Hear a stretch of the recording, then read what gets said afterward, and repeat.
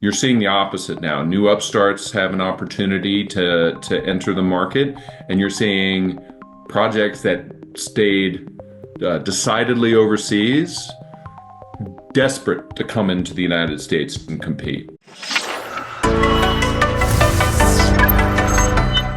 This content is brought to you by VeChain, which is a leading enterprise-grade Layer 1 public blockchain spearheading a digital revolution from a sustainable, highly scalable smart contract platform. The VeChain blockchain has many unique features, which makes it an ideal choice for Web3 applications. VeChain is working with many great enterprises such as PwC, Givenchy, BMW, and Walmart China. Most recently, they partnered with the Boston Consulting Group to build a revolutionary decentralized application ecosystem. I'm a big believer in this project. I have been since 2018. I've been a VET token holder for years. And this blockchain is highly scalable, great with security and speed, and it has low energy consumption.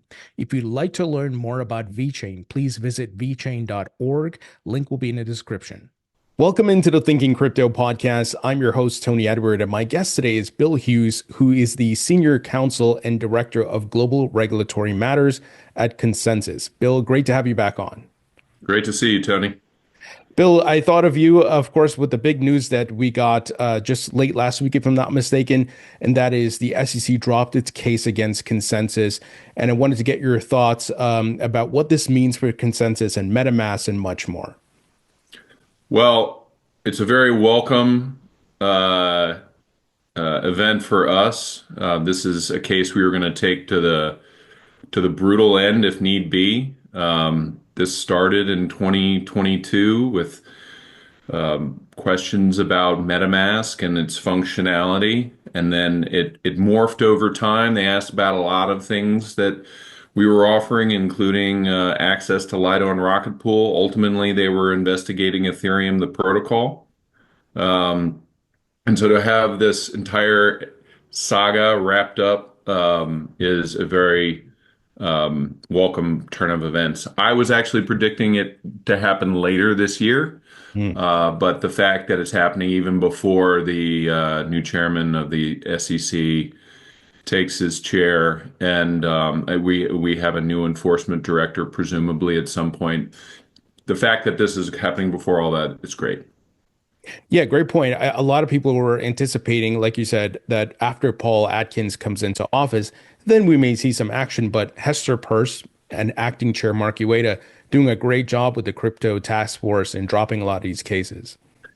You're seeing it across the ecosystem. What it does for Consensus and all the other uh, projects and platforms across the space, it opens us up to do the things that we've been hoping and planning on doing for a long time. But the chill over the ecosystem has been a buffeting force, slowing us down or hampering us completely.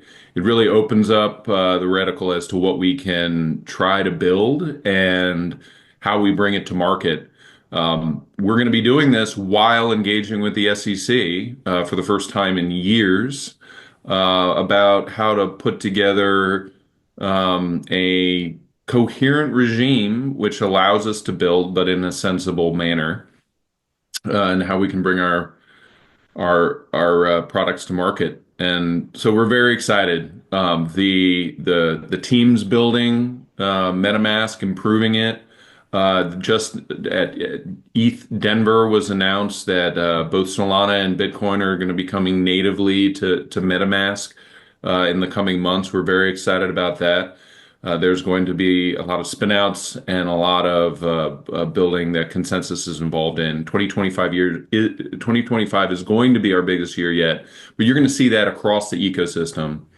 And in addition to getting clarity on a lot of regulatory fronts, letting us know what we need to build in the directions we want to build, you're going to see unbridled competition in a way that you haven't seen before. I think one of the legacies of the Gensler regime is regulators allowing, just by the sheer physics of it, the big guys to go off and own the ecosystem while making it very hard for upstarts and new entrants to the market to really make an impact.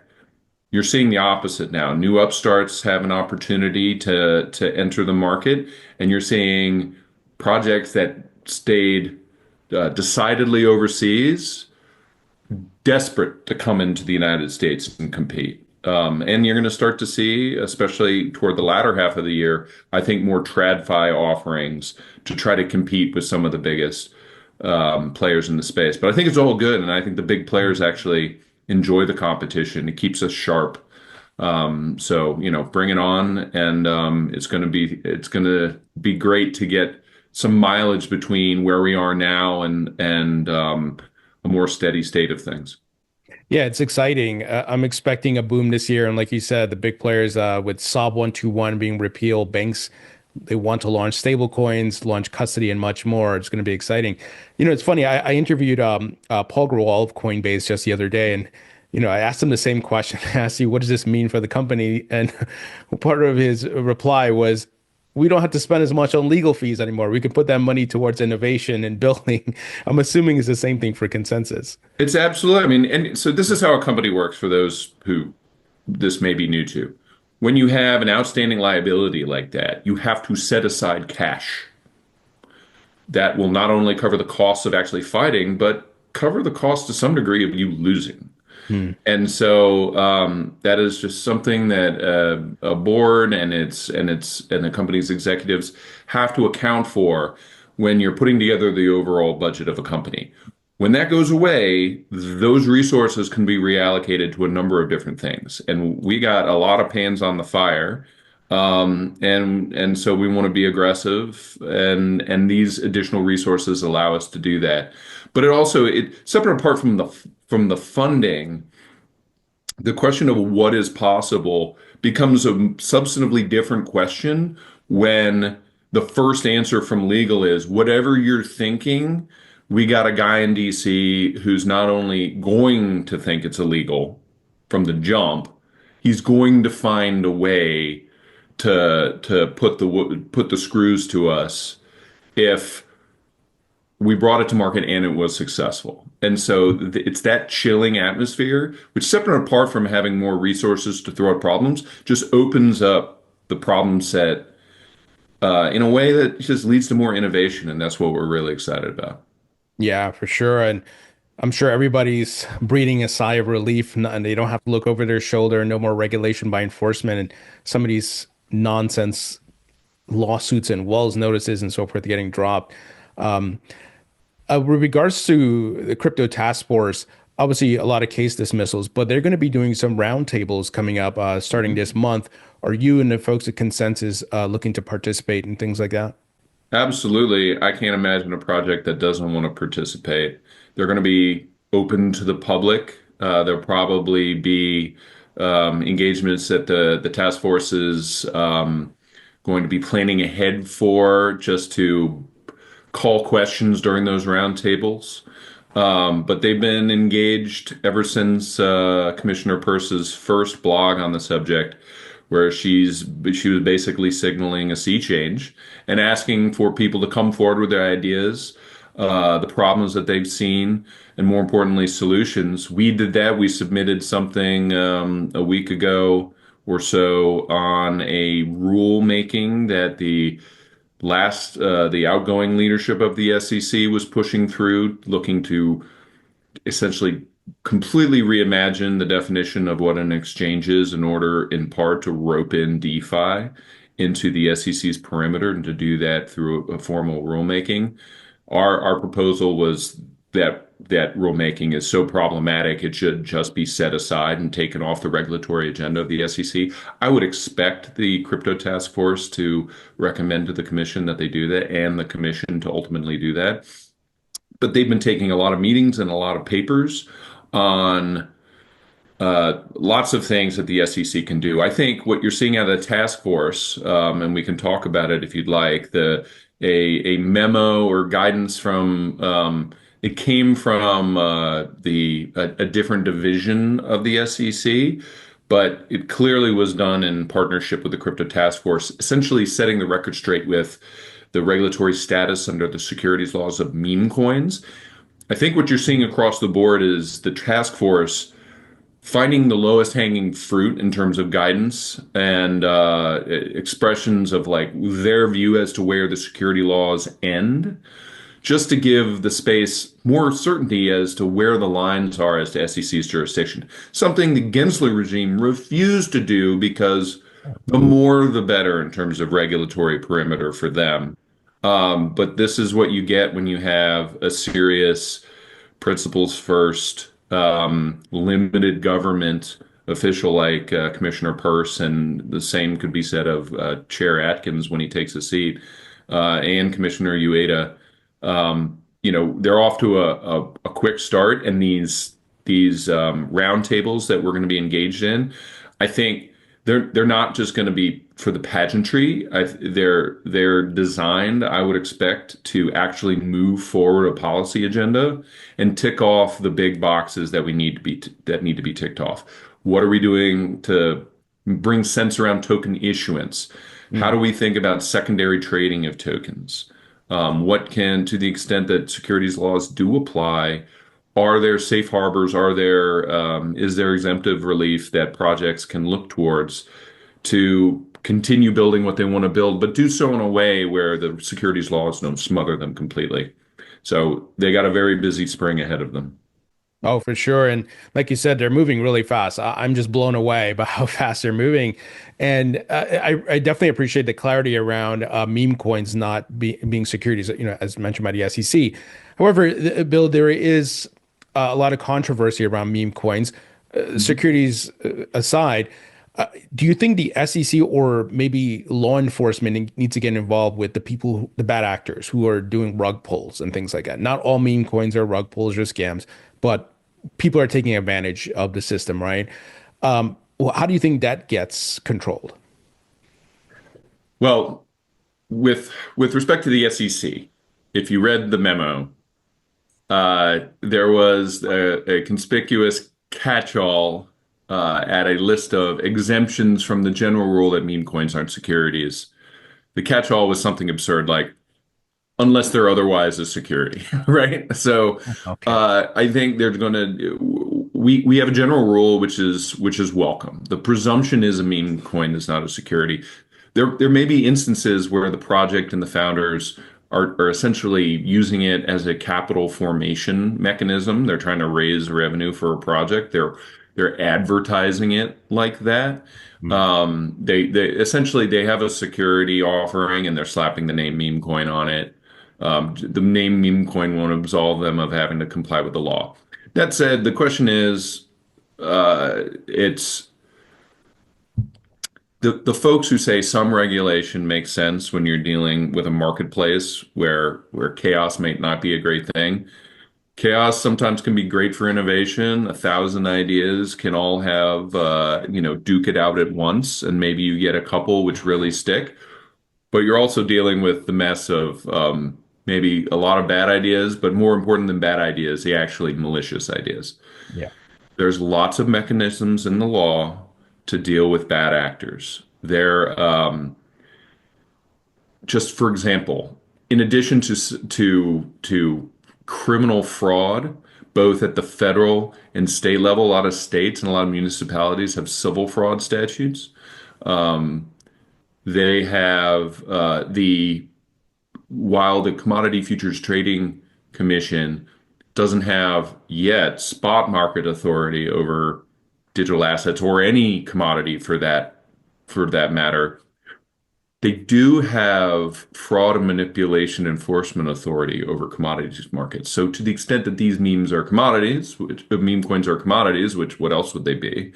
To the extent that there are affirmative schemes, perhaps perpetrated by particular meme coin advisors or launching like launch pads or different companies that purport to raise, that operate as an ongoing business, helping people launch and market meme coins to the extent that and we've seen some of the sleuthing done on the Libra token, for example, to see exactly how that was brought to market and how the company that advised on it essentially has a spreadsheet to say how many tokens you release, how many the team keep, how many goes to the advisors, how many you send to key opinion leaders, that it's all mapped out to the extent any of this.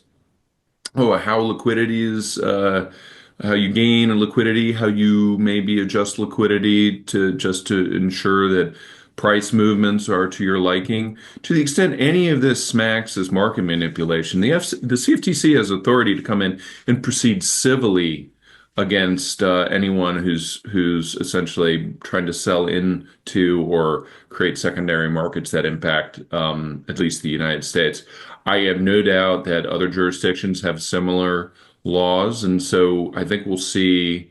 Um, I think we'll see. I think I tweeted this out. There is undoubtedly a prosecutor, probably at the federal level, thinking right now about um, a fraud theory targeting one of these projects that is facilitating like some of these rugs in the meme coin community. And just like, and so it'll take some time to bring these cases, just Mhm. like, but you know, we will see them. And to the extent prescriptive regulation makes sense, I'd say not. But to the extent that there are guardrails that I think there's room for discussion of guardrails on meme coins in particular. But um, look, I think we shouldn't give short shrift to the laws we already have on the books. We should just start applying them in the instances that merit their application, and I think you'll start to see that soon. Yeah, that's great insight. I didn't realize, from the CFTC side, there is that enforcement side of it, and they can go after those bad actors. And that makes sense and kind of go about the normal lawful process, right? If there's something there, get a warrant or whatever, and then take action or whatever it is if they're trying to go after people who are organizing these things. So that definitely makes sense. No, the SEC dropped a bunch of crypto cases, right? And within those cases, a lot of coins were mentioned, your Solanas, your Cardanos, and much more. And then in parallel to that, you have all these altcoin ETF filings, right? Solana XRP, HBAR, Litecoin, and so forth.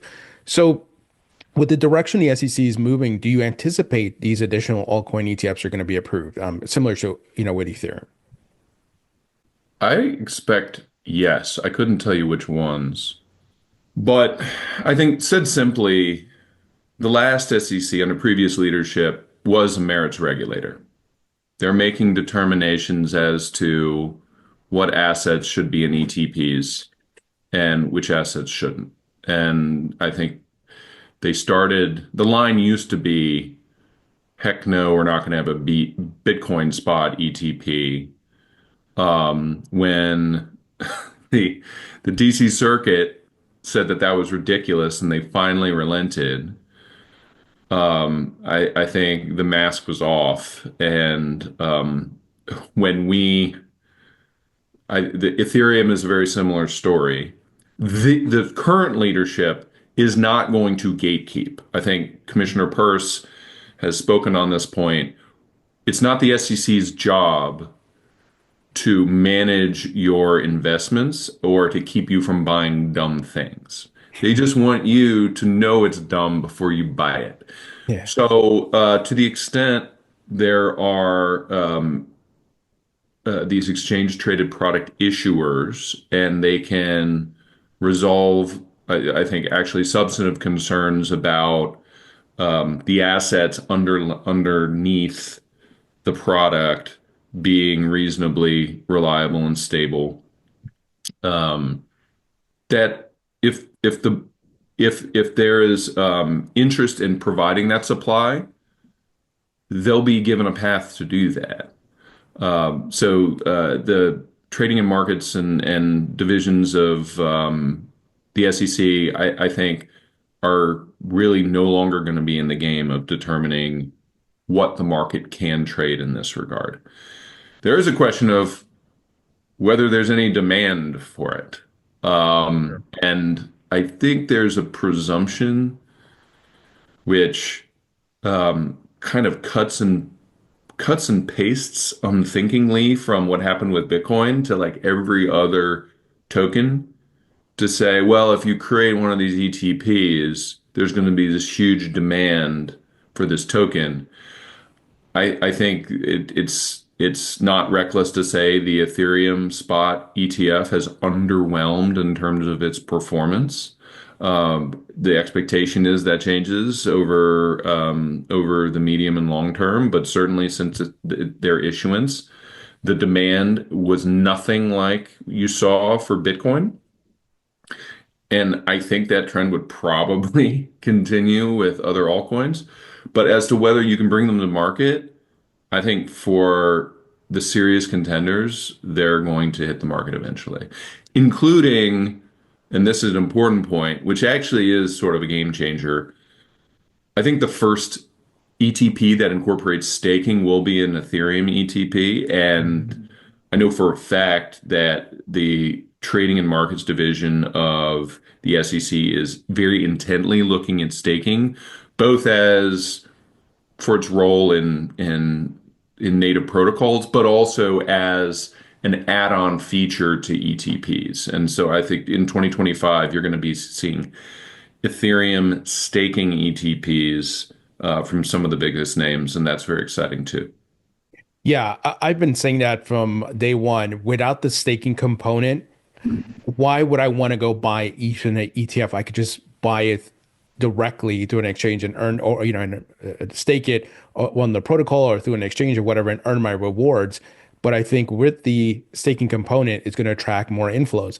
I also, to your point, think that I think the ETH ETF was launched too soon. Bitcoin had just launched. The market is getting familiar. They're pitching Bitcoin. A lot of this is still new to the mainstream folks. So the ETH was too close. I think ETH this year with staking would be much better. But look, it is what it is. But I'm excited for staking to be added. Do you think that happens soon, given the speed of the SEC and they're going at right now? Um, I don't, I can't hazard a guess, but I think from what I've heard, it would be a second half of the year thing, not a first half of the year thing. But we'll see. Um, since we're talking about altcoins, there was the Hex case where Richard Hart won that against the SEC, where the judge threw that out. Now, the devil's in the details here because people are a bit triggered by this because of Richard Hart as a person and things he's done on social media, which I don't agree with and things like that.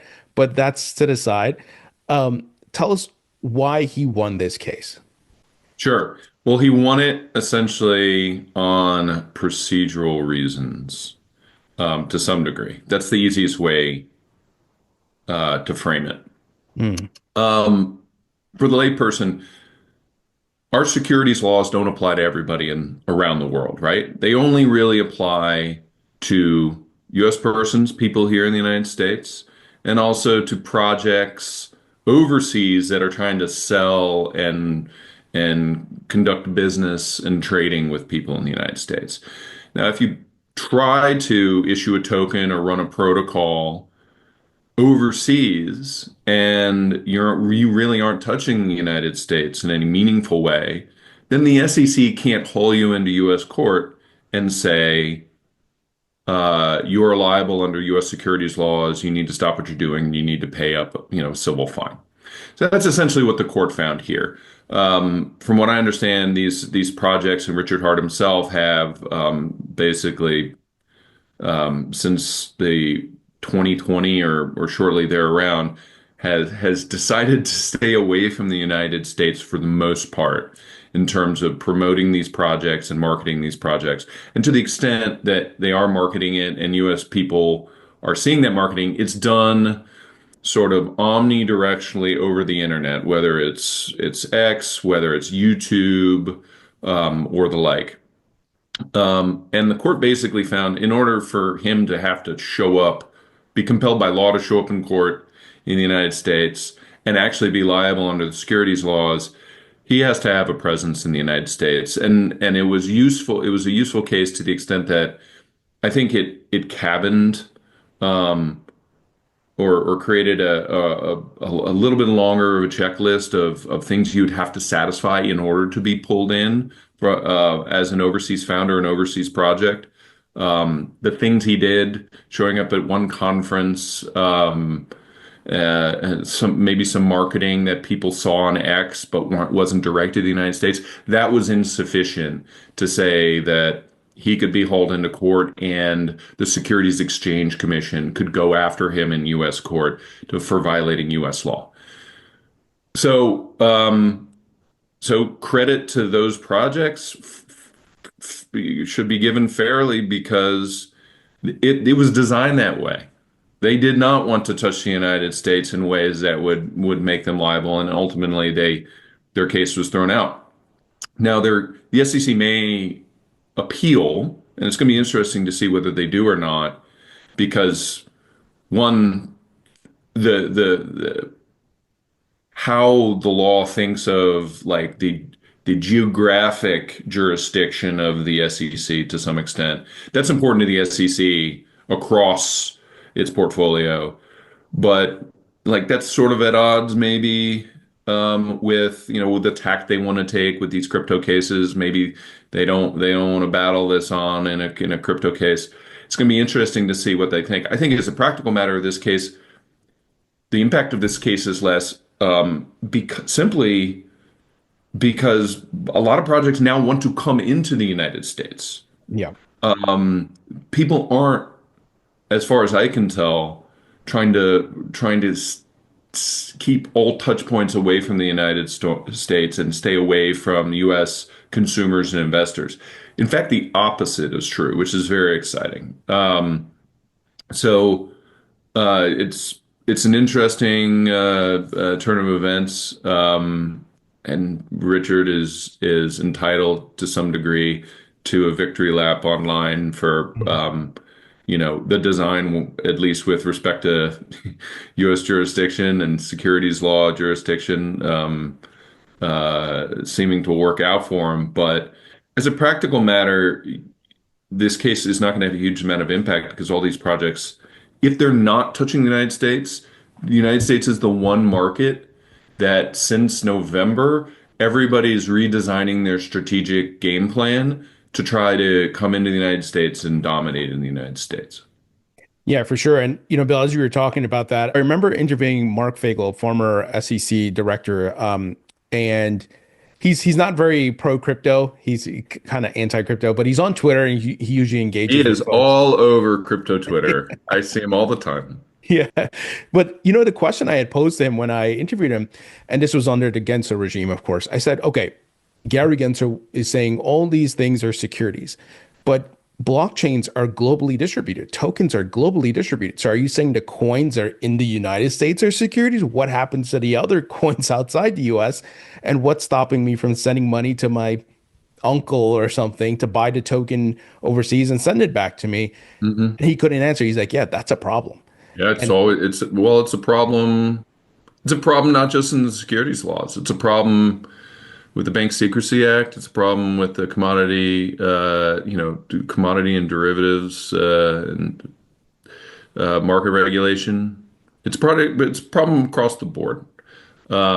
So look, I think we have the right person in the right spot at the right time. Commissioner Peirce, Commissioner Ueda. I think they have been sort of implicitly handed the baton from incoming chair Paul Atkins to really run forward with this and to do it properly. And I think we're well on our way. And you also see people in Treasury taking the mantle as well. And I think Secretary Bessent is engaged on this topic. And last but not least, the White House, in terms of making this one of their major policy initiatives and quarterbacking the interagency to actually push forward on substantive policy at a really a breathtaking clip.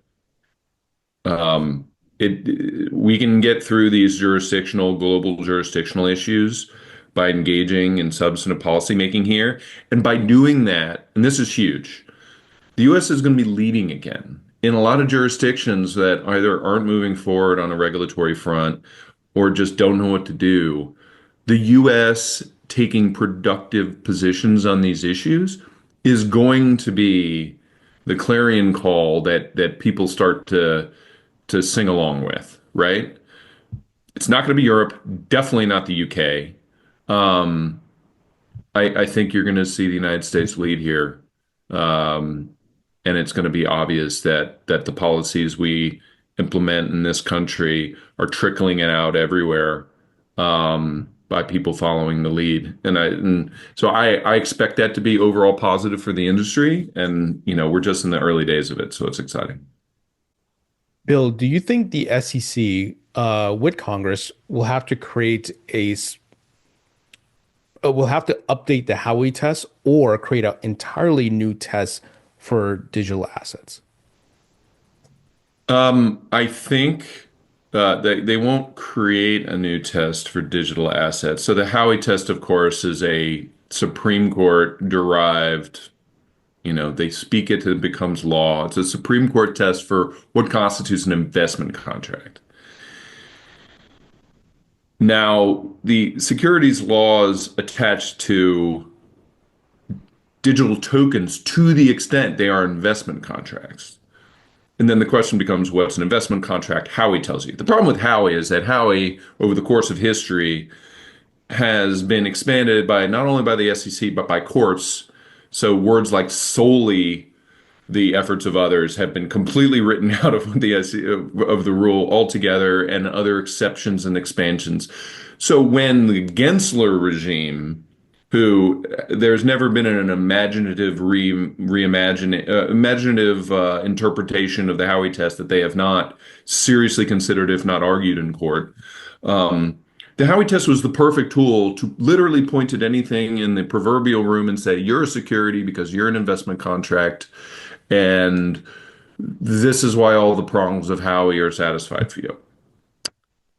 Again, the current SEC leadership isn't going to go around and say, I have a hammer, you're all nails. I'm going to come up with some sort of colorable theory as to why Howey applies. They're going to say, I would expect them to say in practice, Howey isn't just something that can mean whatever we want it to mean. There's going to be limits, cognizable limits, limits that probably, and hopefully limits that we articulate ahead of time so we understand in the context of digital projects and tokens, what do the efforts of others actually mean, right? And so that what's the investment of money mean? So that say so how does it apply to something like airdrops? If I play around on your protocol before you've tokenized, and I know maybe if there's an airdrop later, I may get rewarded for that by getting some airdrop tokens. Is me playing around on your protocol and experimenting with it and giving you feedback, is that investment of money under this sprawling tentacled theory of Howey? So the SEC will do that. The separate question is, will Congress then step in and go like, okay, digital tokens, maybe all of them or some of them, we actually don't want the term investment contract to apply in all cases. So we're going to carve some of them out of even investment contract as a statutory term even applying to them. Or maybe we think investment contract, we should just say digital tokens, digital assets. Investment contract doesn't even come into the question until much further down the line. And there's going to be this whole different regime sitting on top of it, deciding how we think about these things, whether it's considered a commodity from the jump, whether it's considered something else from the jump.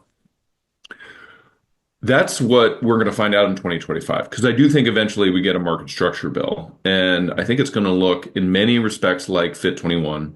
And so there's this whole regime sitting on top of when something is a security and how is it a security that I think is going to be really productive to set in place. But I do think, separate apart from that, the SEC, until it's in place, the SEC is going to clarify some things and limit the discretion the SEC, especially the enforcement division, can operate with. But then even afterwards, again, give the market some knowable endpoints to like what they think is in their jurisdiction. And the early missives about meme coins and some others, I think, are good indication that they take limited government seriously, and I think that's great for the market, and really responsible governance. Yeah, for sure. Absolutely agree with you there. I'm excited for this year, man. With all these things that are happening, at the pace they're moving, and looks like legislation, like to your point, market structure can make it through the Senate this year, stablecoin legislation, of course. So it's exciting. Actually, on the note of Congress and the Senate and so forth, there's a vote today to address the IRS DeFi broker rule. You had tweeted about this. Tell Yes. us about it. So, Senator Cruz, to his credit, heard the caterwauling of the blockchain industry, particularly small blockchain developers, about this rulemaking, which is a descendant of the Infrastructure and Jobs Act from 2021, which I point was neither about infrastructure nor jobs, but I digress. It was put in there requiring broker dealers in crypto to report use like their customers' gains to the IRS. That was put into that act, which is typical broker-dealer activity. And in fact, broker-dealers, people actually acting as intermediaries, actually perform this service already as a feature for their customer. It's one of the reasons why centralized exchanges in many cases are easier to use for the average person. Because if they sell something, they want to be able to report a gain without too much headache to the IRS. They're not looking to skip out on taxes. This codified it. What Treasury ended up doing is saying, yeah, we're going to say all of you developers or brokers because we want everybody offering an interface in DeFi to also have this reporting obligation. So you DeFi interface who allows people to, access Uniswap and swap tokens, you're going to have to essentially take all your users' information, possess all this sensitive data, produce reports that you give not only to the user, but then you fire off to IRS, and it completely changes the relationship between the software provider and the user, completely changes the nature of the software provider's business. We, over the course of 2 years, Consensys and most other companies in the space let the IRS and Treasury know that this was going to stifle the industry, thus reducing tax revenue that this hoped to gain, that this would kill off small developers, that their analysis of its impact was woefully insufficient. This project at the Treasury level, it was launched by, let's say, crypto cynics, crypto critics, maybe crypto antagonists of the former administration, there were Warrenite elements involved. In Mhm. any event, they finalized this rule before the Biden administration's out, and but because when they did it, the Congress can review it. And so today was the first time we saw how much support disapproving of this rule was actually going to get in the Senate. It was a procedural vote, and in fact, there was, I think, as many as 18 Democrats out of the 100-person Senate, a very slim majority of which are Republicans, and all of those are presumed to support this. 18 Democrats appear to be in support of pushing forward to a full floor vote for the entire Senate. It would be truly strange for these 18 to push it forward, including the Senate Minority Leader Chuck Schumer. Um, it would be truly bizarre for these 18 senators to vote to push it forward, to have everybody consider it on its merits, and then to vote no.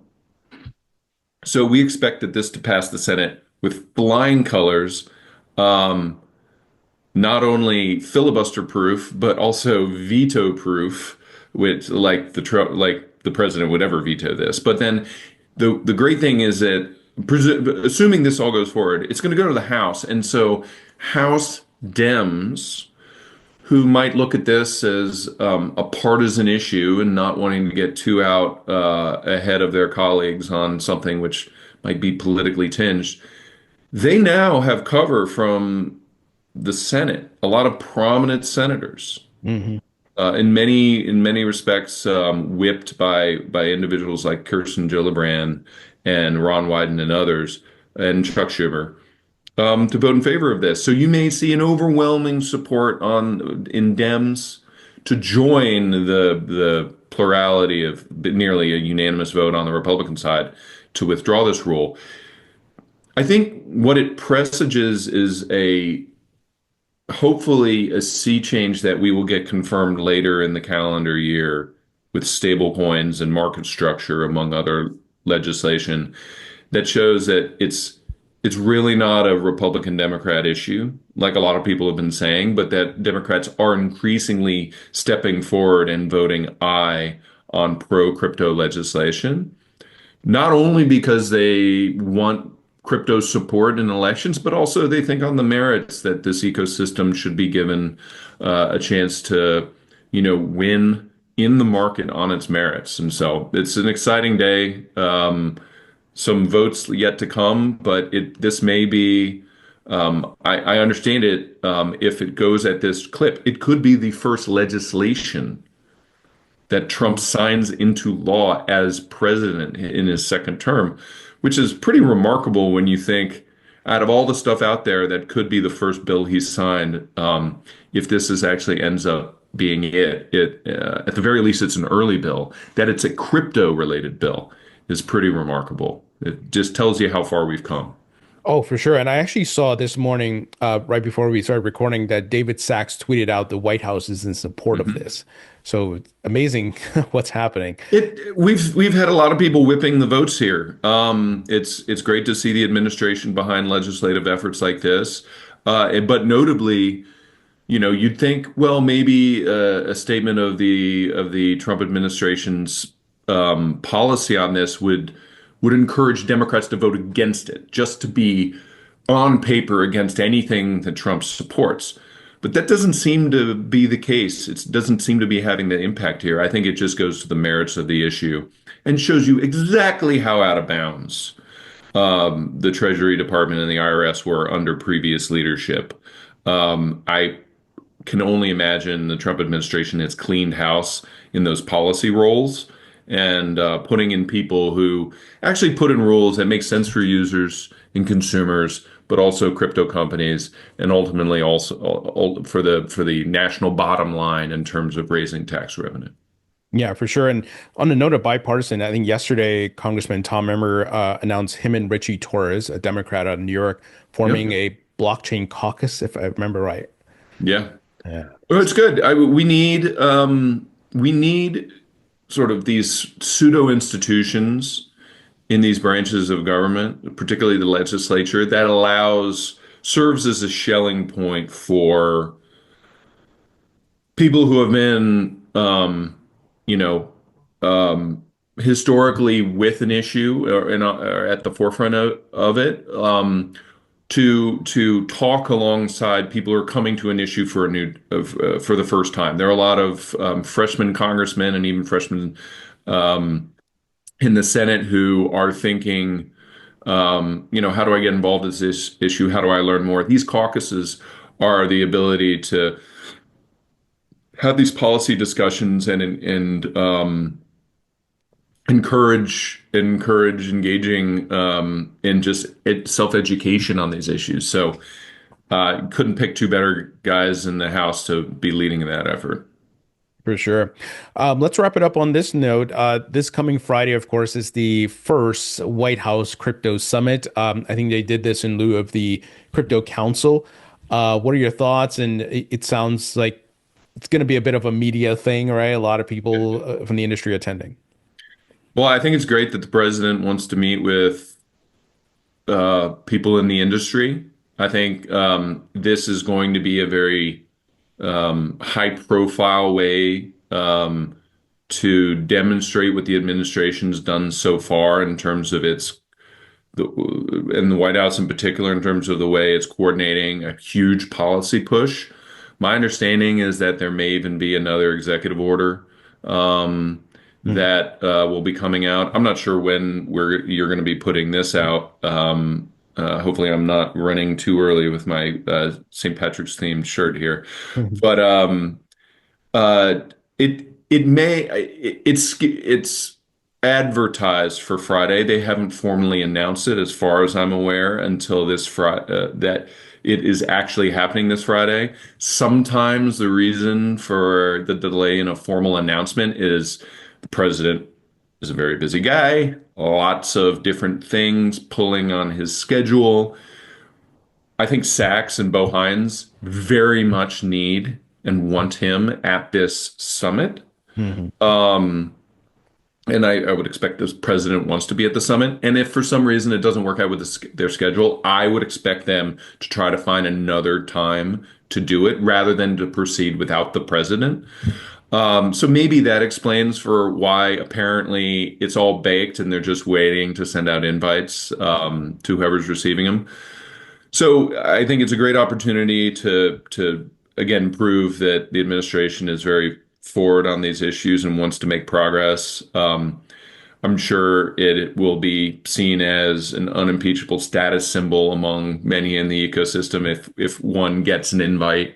But at the end of the day, the most important thing is that there's this policy work is happening very broadly throughout the administration, and that people who aren't going to get a name tag on a table in the East Room at the White House at this particular summit. They're meeting all the time talking about policy issues. They're meeting at the Treasury, they're meeting in FinCEN, they're meeting at DOJ, they're meeting at the SEC, they're meeting at Commerce, and they're meeting in the different banking prudential regulators. And they're all making progress toward coming up with a new regulatory regime which puts America first in this regard, makes America the leader, puts and makes it the go-to destination, the United States, for all of these crypto projects, and induces TradFi to come in and participate as well. So the work of David Sachs, the work of Bo Hines, the president's continued interest, the interests of his family, the interests of senior officials throughout the administration is great. And summits like this, it's not going to be the only one, I've been told, and so there are going to be additional ones, and maybe even ones more focused on discrete policy issues. But I think the bigger story here is the less sexy one. It's that these meetings are happening all the time, Right. and it is refreshing where under the last administration the the reaction was suspicion as to suggestions and observations the industry was bringing forward. That's not true with this administration and frankly Republican administrations more generally. The market and its participants are looked at as you are best positioned to see the problems, you are best positioned to prescribe solutions. Let's talk about it and come up with something that balances all the competing interests in the way that optimizes most positively for all. Um, we're off to a great start, and we Yeah. just got to keep the momentum going. The market has to hold at least where it is. And we have to hold the bad actors at bay. I think things like the Bybit hack and the like, they do have profound ripple effects through the policy discussion. So we have a window here. Chris Giancarlo, when I talked to him on stage when we last saw each other at the Blockchain Association Summit, he observed that we have a window here and we got to get the policy stuff right. It's going to be a sprint, and we got to work our butts off to get it done. So we're off to a good start, and let's keep the proverbial nose to the grindstone. Yeah, absolutely. Exciting times and very optimistic for this year. Bill, congrats to you and the team at the Consensus, getting this thing with the SEC resolved. And, always appreciate your insights. Thank you so much for joining me. It's always a pleasure to be on. Thanks for having me.